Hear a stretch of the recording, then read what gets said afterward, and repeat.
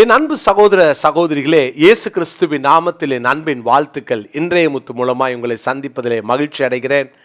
உற்சாகம் என்ற தலைப்பிலே நம்ம தொடர்ந்து தியானித்து வருகிறோம். நாம் எவ்வளவு தூரம் உற்சாகமுள்ள ஆவியோடு நாம் வாழ்கிறோம் என்பதை நம்ம அடிக்கடி சிந்தித்து பார்க்க வேண்டும். உற்சாகமாக கொடுக்கணும், உற்சாகமாக கர்த்தருடைய வார்த்தைகளை கைக்கொள்ளணும், உற்சாகமாக நாம் தேவனை சேவிக்க வேண்டும் என்று அநேக தலைப்புகளில் நம்ம தியானித்தோம். கர்த்தருடைய பிள்ளைகளை கைக்கொள்றதுல கூட, அவருடைய வார்த்தைகளை கைக்கொள்றதுல கூட உற்சாகமாக கைக்கொள்ளணும் அப்படின்றத நம்ம தியானித்தோம். தொடர்ந்து இன்றைக்கும் நீதிமொழிகள் 31 அதிகாரம் 13வது வசனம். நீதிமொழிகள் 31:13, ஆட்டு மயிரையும் சணலையும் தேடி தன் கைகளினால் உற்சாகத்தோடே வேலை செய்கிறாள்.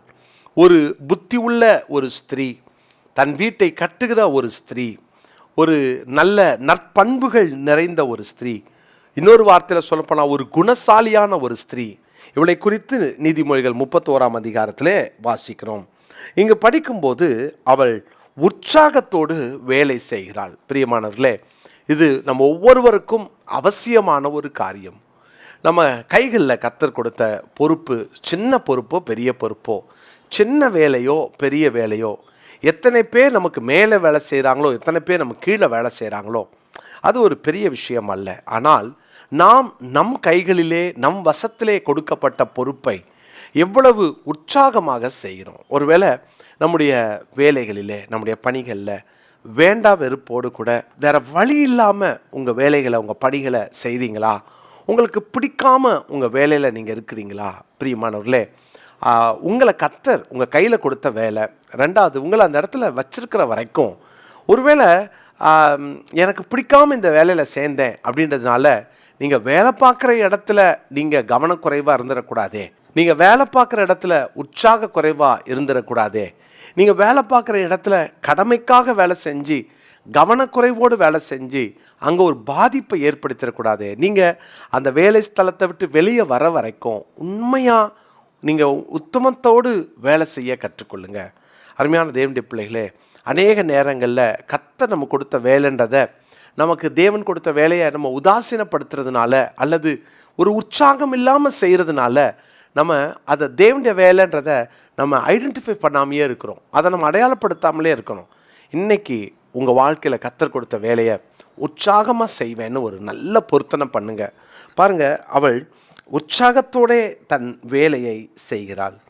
இந்த உற்சாகமாக நான் வேலை செய்கிறேன் அப்படின்றதுக்கு அடையாளம் என்ன தெரியுமா?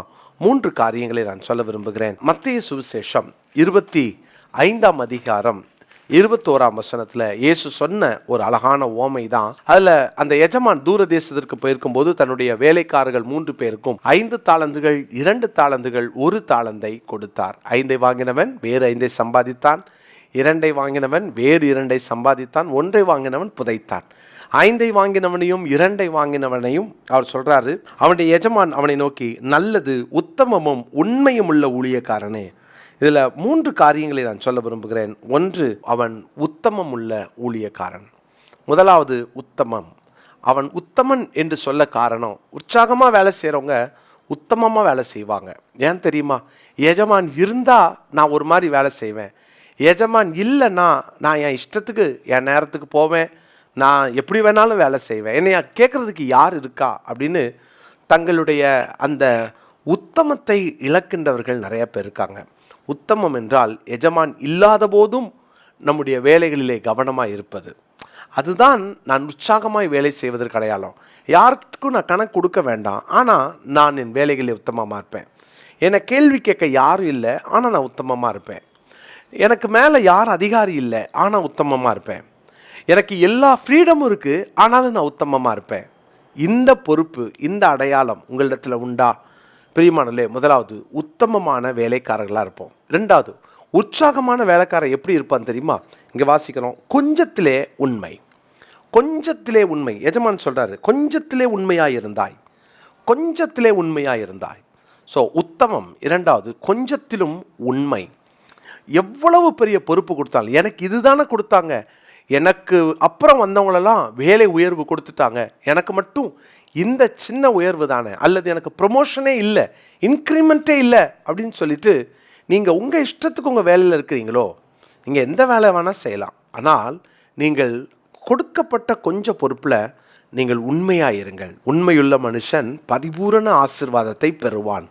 கேட்டுக்கொண்டிருக்கிற தேவனுடைய பிள்ளைகளே, நீங்கள் எவ்வளவு அதிகமாக உங்களால் உண்மையாக இருக்க முடியுமோ உண்மையாக இருங்க. அந்த உண்மைக்கு ஒரு பலன் உண்டு, உத்தமத்திற்கு ஒரு பலன் உண்டு. முதல்ல உத்தமமாக இருப்போம், ரெண்டாவது கொஞ்சமாக இருந்தாலும் அதில் உண்மையாக இருப்போம். யார் பார்த்தாலும் பார்க்காட்டினும் பரவாயில்ல, யார் கேள்வி கேட்டாலும் கேள்வி கேட்கலனாலும் பரவாயில்ல, நம்ம உண்மையாக இருப்போம்.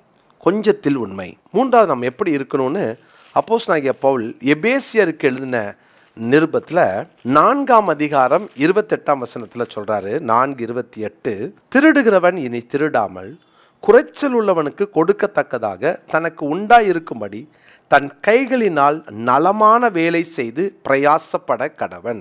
நலமான வேலை செய்து பிரயாசப்பட கடவன். உழைக்கிறவனாக மாற வேண்டும். உற்சாகமாக வேலை செய்கிறவன் உழைப்பான். அவன் வாழ்க்கையில் நான் வேலை செய்யணும், நான் கஷ்டப்படணும் என்ற ஒரு உணர்வு இருக்கும். நிறையா இளைஞர்களுக்கு இன்னைக்கு தான் வேலை செய்யணும், கஷ்டப்படணும், வேர்வை சிந்தணும்னு நிறைய பேர் யோசிக்கிறதே இல்லை. வேலை பார்க்கும்போதே, வேலைக்கு வரும்போதே, இன்டர்வியூக்கு வரும்போதே எவ்வளோ மணி நேரம் வேலை, எத்தனை லீவு, எனக்கு வாரத்துக்கு எத்தனை நாள் லீவு தருவீங்க, மாதம் எத்தனை நாள் லீவு, எனக்கு எப்போ இன்க்ரிமெண்ட் கொடுப்பீங்க. பிரியமானவர்களே, நீங்கள் தன் இள வயதிலே அதிகமாய் உழைக்க, அதிகமாக கஷ்டப்பட நீங்கள் ஆயத்தமாங்க. எந்த வேலை கொடுத்தாலும் உற்சாகமாக செய்யுங்க. வேலையில் இந்த வேலை செய்ய மாட்டேன், இந்த வேலை செய்ய மாட்டேன் சொல்லாதீங்க. எல்லா வேலைகளையும் கற்றுக்கொள்ளுங்கள்.